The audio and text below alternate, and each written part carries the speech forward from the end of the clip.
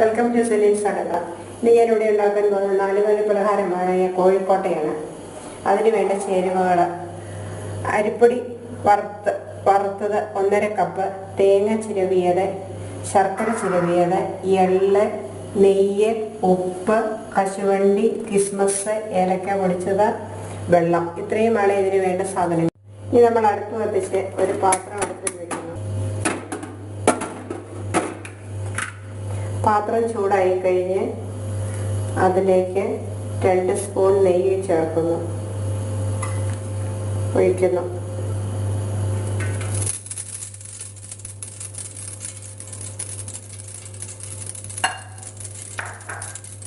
നെയ്യ് ചൂടായി അതിലേക്ക് അണ്ടിപ്പരിപ്പ് ഇടുന്നു.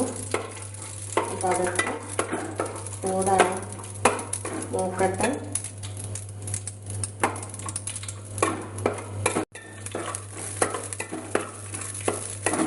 കിസ്മസ് ഇട്ട്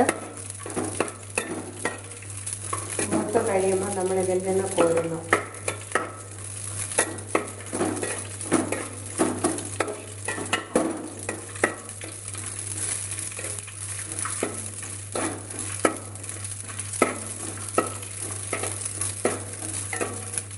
ഇപ്പോൾ ഇത് മൂത്ത് നമ്മളിതിൽ നിന്ന് കോരിയെടുക്കുന്ന ഒരു പാത്രത്തിലേക്ക് മാറ്റുകയാണ്.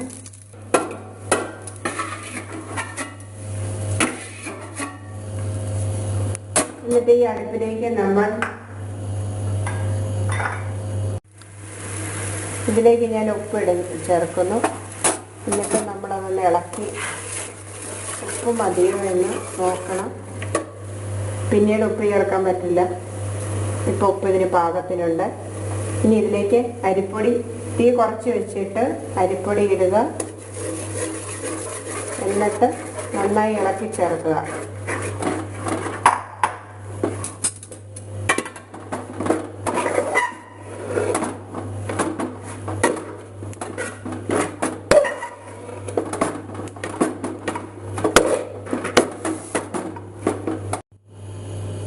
നമ്മൾ ഈ തേങ്ങയിലേക്ക് വറുത്ത് വെച്ചിരിക്കുന്ന കിസ്മസും അണ്ടിപ്പരിപ്പും ചേർക്കുന്നു. നമ്മളിവിടെ ഇത്തിരി കറുത്ത എള്ള് വറുത്ത് വെച്ചിരിക്കുന്നതാണ്, പതുക്കെ മൂപ്പിച്ച് വെച്ചിരിക്കുന്നതാണ്. അതും ഇതിലേക്ക് ചേർക്കുന്നു. ശർക്കര ചിരകി വെച്ചിരിക്കുന്നത് അതും ചേർക്കുന്നു. ഏലക്ക പൊടിച്ചത് അതും ഇതിലേക്ക് ചേർക്കുന്നു. എന്നിട്ട് നമ്മൾ നന്നായിട്ട് ഒന്ന് യോജിപ്പിക്കുക. നമ്മൾ ഉരുട്ടി, ഇതാണ് ഇതിൻ്റെ പരുവം. ഇത് തേങ്ങ നമ്മൾ മിക്സ് ചെയ്ത് വെച്ചിരിക്കുന്നു. ഇതേപോലെ ആക്കുക.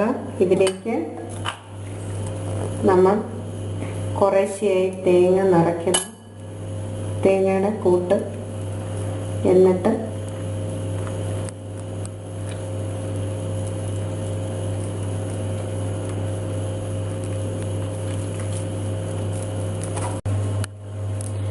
സ്റ്റൗ കത്തിച്ച് നമ്മൾ സ്റ്റീമർ അടുപ്പിൽ വയ്ക്കുന്നു.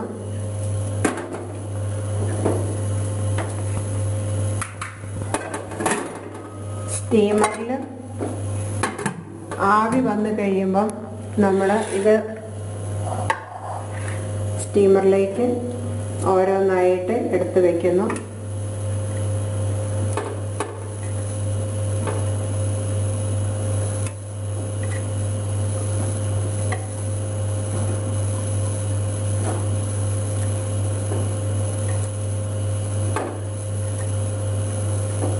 നമ്മൾ സ്റ്റീമർ അടച്ച് ഒരു 15 മിനിറ്റ് നേരം ഇത് വേകാനായിട്ട്.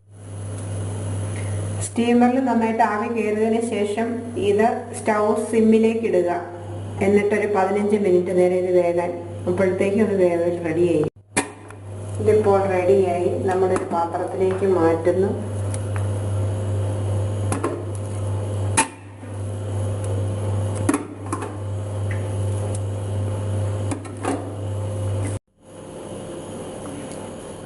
ഇന്ന് നമ്മളിവിടെ ഉണ്ടാക്കിയ 4 മണി പലഹാരമായ കോഴിക്കോട്ടയാണ്.